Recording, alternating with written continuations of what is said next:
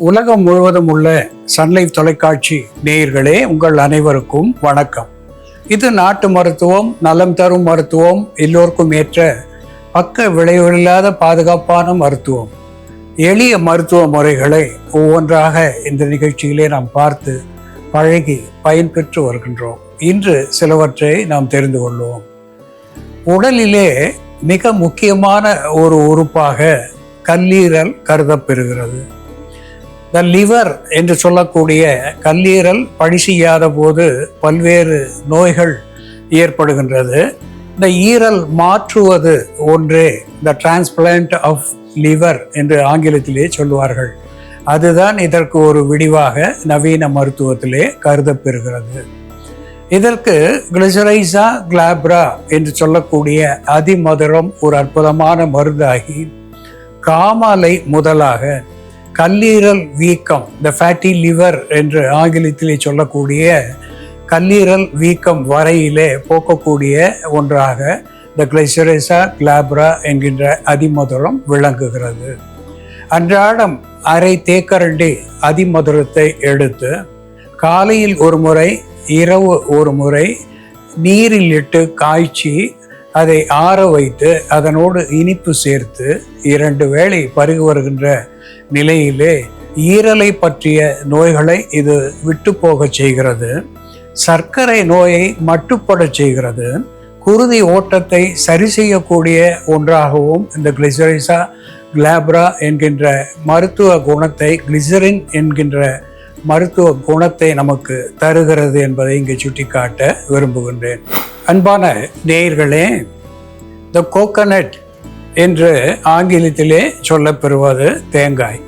இந்த தேங்காய் எண்ணெய் பொதுவாக தலைக்கு, நாம் தலை முடி ஆரோக்கியத்துக்கு பயன்படுத்தக்கூடிய ஒன்றாக இருந்தாலும் கேரள மக்கள் அதை சமையலுக்கு பயன்படுத்துவது வழக்கம்.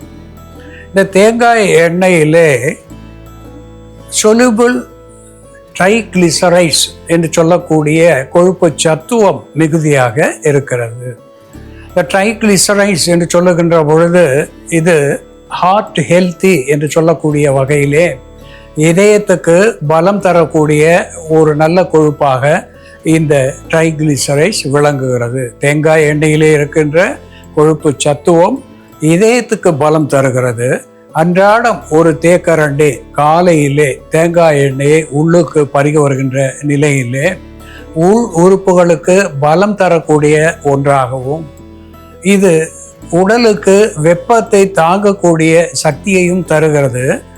உடலுக்கு தசை பிடிப்பை தரக்கூடியதாகவும், தோலுக்கு சுருக்கங்களை போக்கக்கூடியதாகவும், உள்மருந்தாகி நல்ல பலத்தை தரக்கூடியதாகவும் தேங்காய் எண்ணெய் காலையிலே சாப்பிடுவது என்பது ஒரு மருந்தாகி பயன் தருகிறது என்பதை சுட்டிக்காட்ட விரும்புகின்றேன். நாம் அன்றாடம் உணவுக்கு பயன்படுத்துகின்ற உள்ளி என்று தமிழிலே சொல்லப்பெறுகின்ற வெள்ளை பூண்டு, அல்லியம் சாட்டிவம் என்று தாவர பெயராலே சுட்டப்பெறுவது கார்லிக் என்று ஆங்கில பெயரை பெற்றிருப்பது. இது சல்ஃபர் என்று சொல்லக்கூடிய கந்தக சத்துவத்தை மிகுதியாக பெற்றிருக்கிறது. அல்லீசின் என்கின்ற ஆன்டி ஆக்சிடென்ட் என்கின்ற மருத்துவ வேதிப்பொருளை மிகுதியாக உள்ளடக்கி இருக்கிறது. இது ஆன்டி கேன்சர் என்கின்ற வகையிலே புற்று எங்கு வந்தாலும் அதை தடுக்கக்கூடிய ஒன்றாக, குறிப்பாக வயிற்றிலே வருகின்ற புற்று, மார்பக புற்று, ஆனல் என்று சொல்லுகின்ற ஆசன வாய்ப்புற்று, கொலான் என்று சொல்லுகின்ற மலக்குடல் புற்று, ரெக்டல் என்று சொல்லுகின்ற ஆசன வாயினுடைய சுவற்றிலே ஏற்படுகின்ற புற்று, இப்படி எந்த புற்றையும் வாராது தடுக்கின்ற ஒன்றாக இது விளங்குவதனாலே அனைத்து உணவிலேயும் மருந்தாக நம் முன்னோர்கள் இதை சேர்த்திருக்கிறார்கள். அதோடு கூட இது அத்திரோசெல்லுலோசிஸ் என்று ஆங்கிலத்திலே சொல்லப்பெறுகின்ற இதய நாளங்களினுடைய சுருக்கம் அல்லது அழுத்தம் என்று சொல்லுகின்ற ஹார்டனிங் என்று சொல்லுவார்கள், கெட்டிப்பட்டு போவது, அதனாலே இரத்த ஓட்டம் தடைபட்டு போவது, இந்த நிலையை மாற்றக்கூடிய ஒன்றாக ஒரு பிளட் தின்னர் என்கின்ற வகையிலேயும், ஆன்டி ஏஜிங் என்கின்ற நிலையிலேயும் இது இரத்த நாளங்களுக்கு இளமையை தரக்கூடியது மட்டுமல்லாமல் குருதியை சீராக ஓடச் செய்யக்கூடிய ஒன்றாகவும் ஒரு பிளட் தின்னர், பிளட் பியூரிஃபையர் என்கின்ற நிலையை இது தருகிறது. ஒரு ஆன்டி வைரல் என்று சொல்லுகின்ற வகையிலே எந்த வகையிலே நுண்கிருமிகள் வந்தாலும் அதை எதிர்த்து நிற்கக்கூடிய ஒன்றாக இந்த பூண்டு விளங்குகிறது. ஆன்டி வெனம் என்று சொல்லுகின்ற வகையிலே நம் முன்னோர்கள் சாதாரணமாக வாசலிலே 2 பல் பூண்டை உரித்து வைப்பது வழக்கம். அதனாலே இந்த பாய்சனஸ் ஸ்னேக்ஸ் என்று சொல்லக்கூடிய பாம்புகள் வீட்டுக்கு முற்றத்தை தாண்டி உள்ளே வராது என்பதனாலே இந்த பூண்டினுடைய வாசனைகள் பாம்புக்கு ஒரு எதிராக பணி செய்து அவற்றை துரத்தக்கூடியதாக பல நூல்களிலே சொல்லியிருக்கிறார்கள். அப்படிப்பட்ட வகையிலே இதை மேலே பூசுவதனாலே, நல்லெண்ணெயிலே சேர்த்து மேலே பூசுவதனாலே மூட்டு வலி, மூட்டு வீக்கம் இவற்றையெல்லாம் போக்குகின்ற ஒன்றாகவும் விளங்குகிறது என்பதை இங்கே சுட்டிக்காட்ட விரும்புகின்றேன். அன்பான நேயர்களே, பூண்டு எப்படி மருந்தாகிறது என்று செயல்முறையிலே பார்ப்போம், வாருங்கள். நேயர்களே, நாம இன்னைக்கு பூண்டை பயன்படுத்தி ரத்தத்தில் உள்ள அதிகப்படியான ட்ரைகிளிசரைடு அளவை குறைக்கக்கூடிய மருந்து, கொழுப்பின் அளவை குறைக்கக்கூடிய மருந்து, கல்லீரலில் சேர்ந்து உள்ள கொழுப்பை கரைத்து ஃபேட்டி லிவரை சரி செய்யக்கூடிய மருந்து, அதே போல பித்தத்தின் ஓட்டத்தை சீர் செய்து கால்பிளாடர் ஸ்டோன் வராமல், பித்தப்பை கற்கள் வராமல் தடுக்கக்கூடிய ஒரு மருந்து எப்படி தயார் பண்றதுன்னு பார்க்கலாம். இதற்கு தேவையான பொருட்கள்: பூண்டு பற்கள், கொள்ளு, வெள்ளரி விதை, தனியா, சீரகம், பெருங்காயம், மஞ்சள் பொடி, இந்துப்பு, நல்லெண்ணெய். நம்ம 100 கிராம் அளவுக்கு பூண்டு எடுத்தோம்னா கொள்ளு மற்றும் வெள்ளரி விதை இரண்டுமே 25 கிராம் அளவுக்கு எடுத்துக்கலாம். மற்ற பொருட்கள் எல்லாமே நம்ம 10 கிராம் அளவுக்கு எடுத்துக்கலாம். இந்துப்பு தேவையான அளவு போட்டுக்கலாம். முதல்ல நம்ம கொள்ளும் வெள்ளரி விதையும் தனியா வறுத்துடலாம்.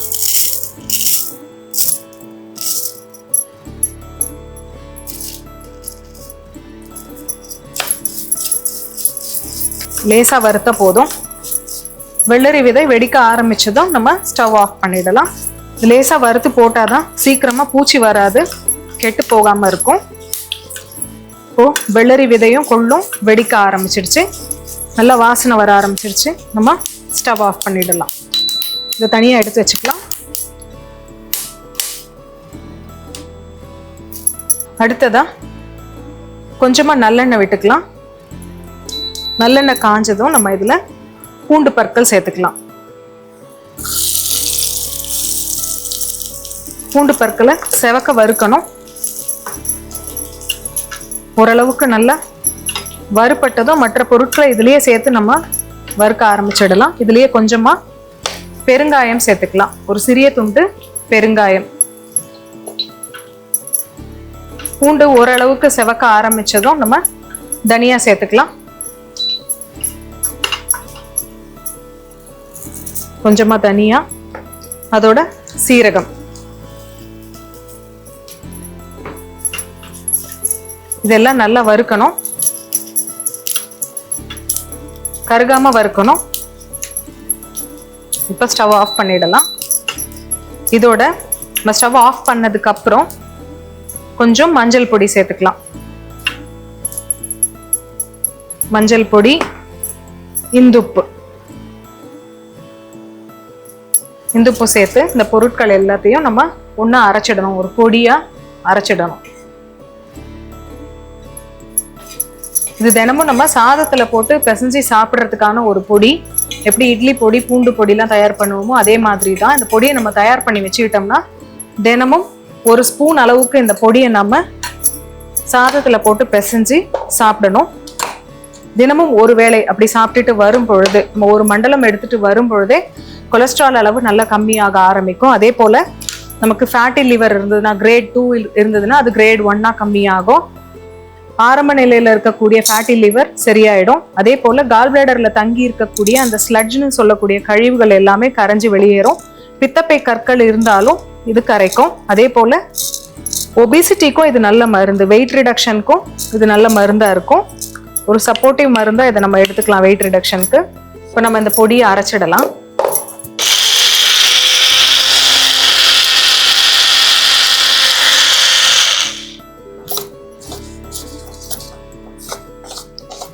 இந்த பொடி இப்போ தயாராயிடுச்சு.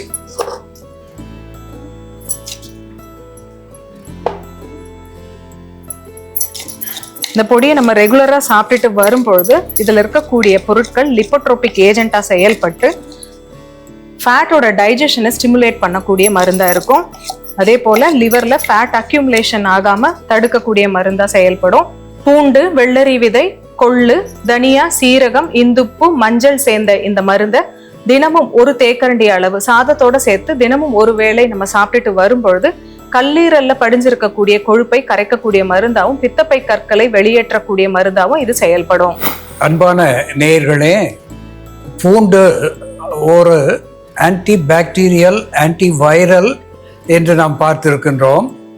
சில ஆய்வுகளிலே அடிக்கடி பூண்டை பயன்படுத்துகின்றவர்களுக்கு ஆஸ்டியோ ஆர்த்ரிட்டிஸ் என்று சொல்லுகின்ற எலும்பு தேய்மானத்தினாலே ஏற்படுகின்ற வலி வாராமல் வாழ்கிறார்கள் என்று அறிவியல் சொல்லுகிறது. அது மட்டுமல்லாமல் பூண்டு ஒரு ஃபேட் பர்னர் என்கின்ற வகையிலே உடலிலே தேங்கி இருக்கின்ற கெட்ட கொழுப்புகளை, குறிப்பாக ட்ரைகிளிசரைட்ஸ் என்று சொல்லக்கூடிய கெட்ட கொழுப்பையும், இந்த லோ டென்சிட்டி லிப்பிட் என்று சொல்லக்கூடிய எல்டிஎல் என்கின்ற கெட்ட கொழுப்பையும் கரைத்து அளவுக்கு கொண்டு வருகின்ற ஒரு பணியை இந்த பூண்டு செய்கிறது.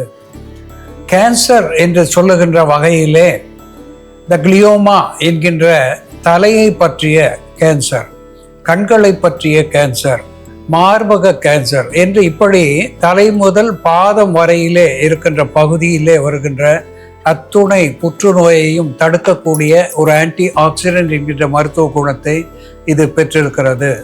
ஹார்ட் அட்டாக் என்று சொல்லுகின்ற வகையிலே இதய அடைப்பு வாராமல் தடுக்கக்கூடிய ஒன்றாக இது இரத்த நாளங்களுக்கு ஆரோக்கியம் தரக்கூடியதாக திகழ்கிறது. இந்த பூண்டோடு குமினம், சைமினம் என்று சொல்லக்கூடிய சீரகம் சேர்க்கப்பட்டிருக்கிறது. கொரியாண்டர் சீட்ஸ் இதனோடு நாம் சேர்த்திருக்கிறோம். பூண்டோடு சீரகம், தனியா சேர்த்திருக்கிறோம். ஹார்ஸ் கிராம் என்று சொல்லக்கூடிய கொள்ளு சேர்த்திருக்கின்றோம். கொள்ளு கொழுத்தவனுக்கு கொள்ளை கொடு என்று சொல்லுவார்கள். எப்படி பூண்டு கொழுப்பை கரைக்கிறதோ அதுபோல கொள்ளும் கொழுப்பை கரைக்கக்கூடிய ஒன்றாக விளங்குகிறது. சீரகம் அகத்தை சீர் செய்யக்கூடியதாக, வேசோ டைலேட்டர் என்று சொல்லக்கூடிய வகையிலே இரத்த நாளங்களுடைய அடைப்பை போக்கக்கூடியதாக விளங்குகிறது. தனியா குளிர்ச்சி தரக்கூடியதாக, டையூரிட்டிக் என்கின்ற வகையிலே சிறுநீர் பெருக்கியாக விளங்குகிறது. இதனோடு குக்கும்பர் சீட்ஸ் என்று சொல்லக்கூடிய வெள்ளரி வித்து சேர்த்திருக்கிறோம். வெள்ளரி வித்து சிறுநீரக கற்களை கரைக்கக்கூடியது, சிறுநீரை பெருக்கி வெளித்தள்ளக்கூடியதாக விளங்குகிறது. அதனோடு குர்குமா லாங்கா என்று சொல்லக்கூடிய மஞ்சள், குர்குமின் என்கின்ற வேதிப்பொருளை இது உள்ளடக்கியதனாலே பூண்டுக்கு இணையாக ஒத்த மருந்தாக பயன் தருகிறது. அஃபைட்டிடா என்று சொல்லக்கூடிய பெருங்காயம் சேருகின்ற பொழுது இது ஒரு கார்பினேட்டிவ் என்கின்ற வகையிலே அகட்டு வாயு அகற்றியாக இருந்து ஆன்டி இன்ஃப்ளமேட்டரி அனால்ஜெசிக் என்கின்ற வகையிலே வலி வீக்கத்தை கரைக்கு செய்கின்ற பணியை செய்வது மட்டுமல்லாமல் இதய நாளங்களுக்கு பலம் தருகிறது. நுரையீரலிலே சேர்ந்திருக்கின்ற சளியை கரைத்து வெளித்தள்ளக்கூடிய ஒன்றாக விளங்குகிறது. இதனோடு ராக் சால்ட் என்று சொல்லக்கூடிய இந்து உப்பு சேருகின்ற பொழுது ஒரு ஸ்டிமுலண்ட் என்கின்ற வகையிலே மருத்துவ குணங்களை தூண்டுவிப்பானாக திகழ்ந்து இந்த பூண்டு உள்ளிட்ட மருந்து பவுடராக நாம் செய்து அன்றாடம் உணவிலே சேர்த்து சாப்பிடுகின்ற நிலையிலே கொழுப்பு சத்துவத்தை கரைக்கிறது, இதய நாளங்களினுடைய அடைப்பை வாராமல் தடுக்கிறது, எலும்புகளுக்கு பலம் தருகிறது, செரிமானத்தை சீர் செய்கிறது, வாயுவை வெளித்தள்ளக்கூடியதாக விளங்குகிறது. இப்படி உச்சி முதல் பாதம் வரையிலே மருந்தாகக்கூடிய ஒன்றாக இந்த கலவை நமக்கு பயன் தருகிறது என்பதை நாம் மறுத்தல் ஆகாது. அன்பான நேயர்களே, பூண்டு முதற்கொண்டு சீரகம் ஈராக எப்படி மருந்தாகிறது என்ற செயல்முறையிலே பார்த்து தெரிந்து கொண்டோம். இது போல வேறு ஒரு மருத்துவ குறிப்போடு நாம் மீண்டும் சந்திப்போம். நன்றி, வணக்கம்.